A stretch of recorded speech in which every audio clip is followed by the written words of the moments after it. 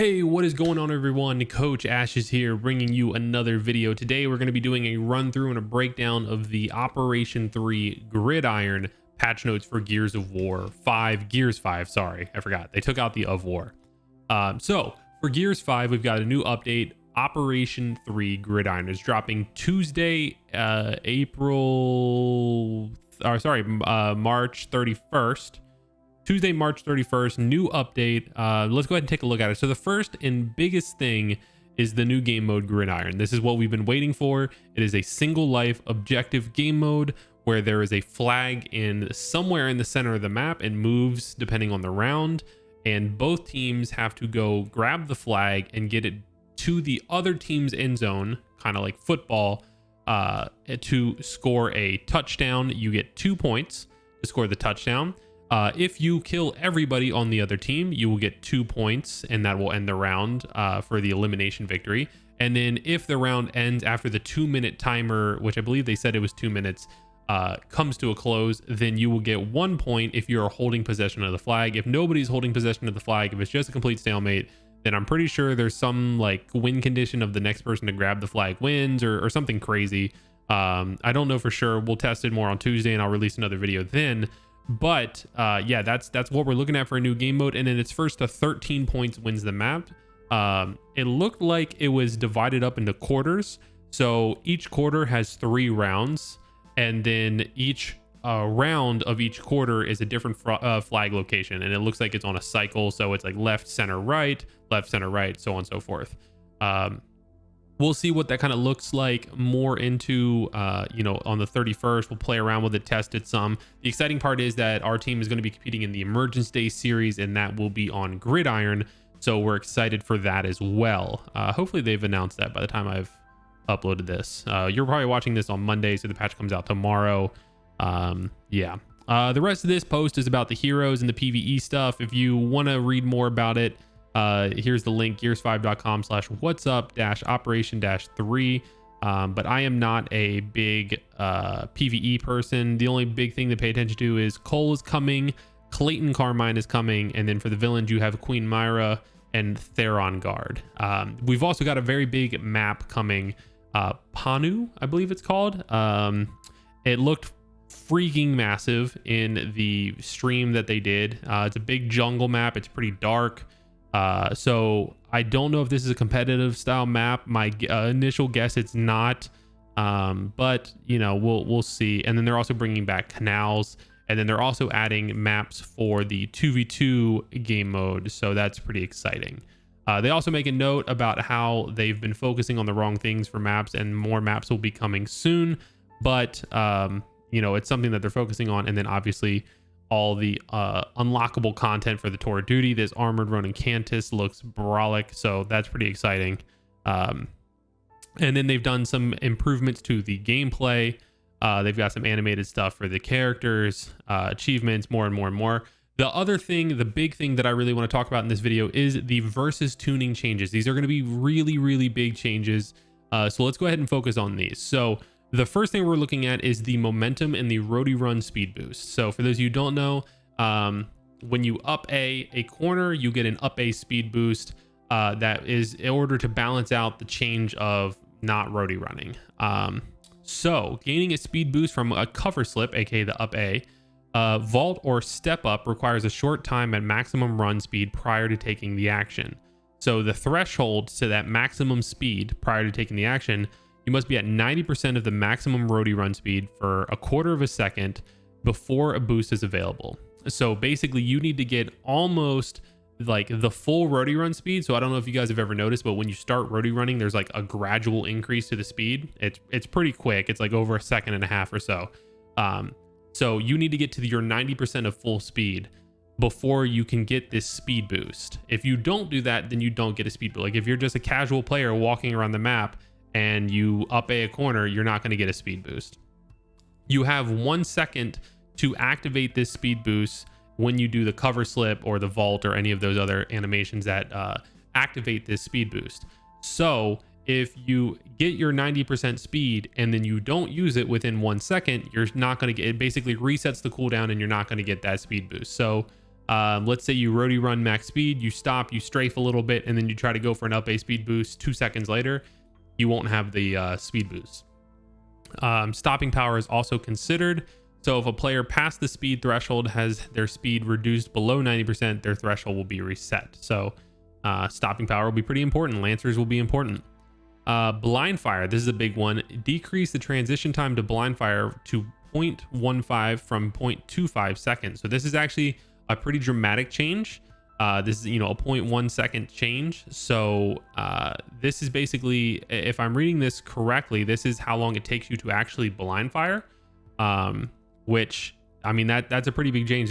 We've all experienced that kind of delay when you're blind firing over cover, or blind firing around a cover, or even just hip firing after like a roadie run. So this will be pretty interesting to see how this is affected actually and implemented in game. And then increase blind fire aim time to 1.1 seconds. This is how long the weapon stays up in blind fire after shooting. So maybe that's like if you blind fire over cover, and then how long it takes you to bring the gun back down. The language isn't quite clear, but I'm assuming that's what it is. Maybe makes you vulnerable to snipers more a little bit. I don't know. We'll have to see what that looks like once the game actually releases this update. Active reloads. Active reloads generally reduce the cooldowns around actives. This is actually a pretty big change. All weapons have an active duration of 6 seconds. Loadout weapons have a cooldown of 12 seconds. It used to be 20, so that's a pretty big reduction. That's more than the 25% reduction. I can't do the math in my head because I'm not that good at math, but secondary weapons have a cooldown of 10 seconds. It varied between, so this is basically Marx's hammer burst, Boltox. I don't know if Boltox is considered loadout or not, but those weapons that are not like the main power weapons, Mark's hammer burst, stuff like that. Power weapons have an 8-second cooldown. It used to be 15 to 20 depending on the weapons. So that's also pretty massive. Catching an active drop, which is huge, super important in competitive play. You pretty much don't want to shoot the drop unless it's active. Boom shots, that'll be pretty big. Torque bow, very big. Sniper, M-bar, yeah, that's a really big change. Weapon switching, reduce weapon swap delay before shooting to 0.1 seconds from 0.2, so they cut that by 50%. And then reduce the overall weapon swap speed to 0.5 from 0.6. So you swap weapons a little bit quicker, very, very fraction of a second quicker.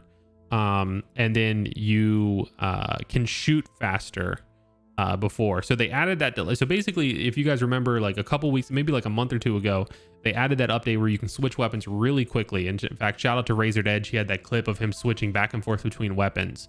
And then they added a delay after that. Everyone liked that. And then they added this delay that made it so you couldn't shoot right away after swapping weapons. And it threw a lot of people off, especially in the competitive community. It'd switch weapons, couldn't shoot. It would screw them over.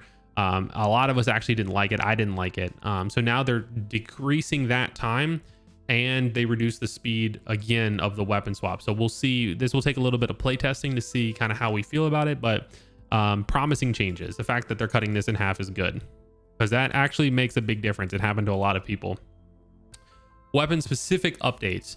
Flashbang removed from loadout, now available as a secondary weapon on most maps and modes. So when it says most maps and modes, I wanted to give some clarity. This has been confirmed by the coalition. This does not include escalation. You will still have it if you are the 4th or 5th spawn in escalation. You will still have flashbangs or smoke grenades available. Grenades on pickup set to 2 from 1. I don't know. I'm guessing frag grenades. And then we intend to reevaluate this and adjust this weapon with the intention to re-release as a loadout choice. Okay, cool. Yeah, that makes sense to me. Smoke grenade reduced. Oh wait, no, this is grenades on pickups. I thought you already picked up 2. I guess this isn't frag grenades. That's weird. Reduced smoke duration to 8 seconds from 10. That's nerfing the smoke. I don't like the thought of nerfing a weapon that's already not used too much. I think if the flashes got nerfed, we'd see more smoke, and then we can balance the smoke accordingly, but I'm not sure about how I feel about them nerfing the smoke grenade. Gnasher removed partial magazine reload. All reloads will provide full capacity to the magazine. Perfect active reload will result in the fastest reload possible. That's really good. A lot of times people have missed their perfect actives and gotten only 3 bullets. And when you only have 6 in the clip, every bullet counts, and missing the perfect active is really crucial, or really detrimental, I should say. All shots will now land consistently when firing immediately after canceling a cover slide. So basically, your shot will come out immediately after air canceling, for those of you who air cancel a lot, and that's how you bounce. That's a pretty big change. That should add a lot more consistency to the feel of the Gnasher. I'm excited to see how that plays out. It'll also, I'm afraid, over buff air canceling, so we'll see how that balances out with the other updates. All shots will now land consistently when doing a quick pop shot from behind cover.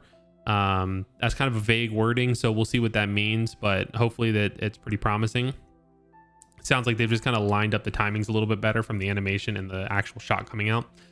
They've significantly reduced inconsistent range calculation between the muzzle position and victim. Gib and point blank damage thresholds adjusted slightly to compensate. So for those of you who don't know, Gib and point blank, basically there's a range with the shotgun that when you're within that range, if you hit a full spread or do like the maximum damage, then you will get a Gib. It triggers the Gib. If you're not within that range and you hit a full spread, then it triggers the maximum amount of damage. There's like just a fine line, right? So they've adjusted those a little bit based on the positioning of the muzzle and the victim, because there was inconsistency with how it calculated the range. So that should probably, if I'm picturing this correctly, fix like when you see those 84, 85, 86, like those 3 numbers in one, you know, those percentages. You see a full spread, you get 86, you freak out, you throw your controller, you cuss at your mom, whatever it is. That will probably help fix those. Poke damage max potential decreased to 150 from 200. I'm glad they did this. I thought the shotgun was a little bit too strong from a little bit too far. So I'm glad that they did that. I want to encourage more people to pull out pistols and lancers. I think having the right weapon out should be important, not just shooting shotguns from really far away. So I'm glad they did that. That'll take some playtesting to really see how that is affecting it, but I like it. And then reduced hipfire magnetism range by 2 meters. Now 6 meters, it was 8. I'm really loving like the like actual numbers that we're getting in these patch notes. I've been asking for these since Gears 4. I'm liking it. So that's pretty big. Your hip fire magnetism, basically when you're blind firing the shotgun, like you're strafing and hip firing it, there was a bullet magnetism to make the shotgun feel chunky and consistent, but it was a little bit too far. So now it's been brought in a little bit closer, meaning the chunks will feel good still, but at a range you won't be doing as much damage by blind firing. So making pop shots and L triggers a little bit more viable. I like that change. Lancer magazine increased from 30 to 40 across all game modes. That's massive. 10 bullets is enough to down somebody, I believe, if you're getting a headshot. So that is a really big change. I'm checking on my food delivery. Yeah, that is a massive change. So that, I mean, that's the difference of like you downing somebody twice and them getting away in 30 bullets to you downing somebody twice and then killing them in a game of escalation. I like that change. The Lancer is going to be very strong. Marxa fix an issue so recoil curve and recovery escalates consistently after consecutive shots. Okay, didn't know that was an issue. Reduce damage to 120 from 125, so a very small nerf in the damage. Increase the rate of fire to 240 from 180. Very big buff in the rate of fire. Reduce magazine size to 8 from 10. A little bit of a nerf there. So you do a little bit less damage per bullet and you have less bullets, but you can fire them a lot faster. And then increase the zoom in factor, which I'm guessing means how far it zooms in when you scope it in, I guess. I don't know. We'll have to see what that one means. Overall, I can't tell if this is a buff or a nerf. It's going to take a little bit of play testing. I imagine if you're super accurate with it, then this rate of fire thing will be all that matters. And I think it could be a buff, but so I think this is going to be like a high skill gap weapon. Snub rate of fire increase to 600 from 420. Holy crap. Okay. A massive buff in rate of fire. Damage reduced to 60 from 75. So a slight nerf. Damage fall off curves adjusted to deal reduced damage at long ranges. Okay, so it's not a long range weapon. It's going to be like you're just out of shotgun range, but not quite Lancer range. And the pistol is quicker to pull out than a Lancer when changing weapons. So like somebody's running away from you, you got them one shot, you finish them with a pistol, not a Lancer. Active reload converted to 10% damage increase from a 25. Okay, so it does more damage when you active, and it has a faster rate of fire for non-active. And and just in general. I think this is a buff overall. I think most people are going to catch an active and rip somebody with a pistol. It'll make people who have fast pistol fingers a lot more viable to, you know, a lot stronger players, I guess. So interesting change. Boltog, aka the hand cannon. Overall weapon damage has been reduced to 185 from 190, so a very, very, very, very small nerf. Remove one shot headshot at point blank range. Okay, that's a big nerf. Maintain short range effect, so it's still like full redu at point blank range. It just doesn't one shot headshot.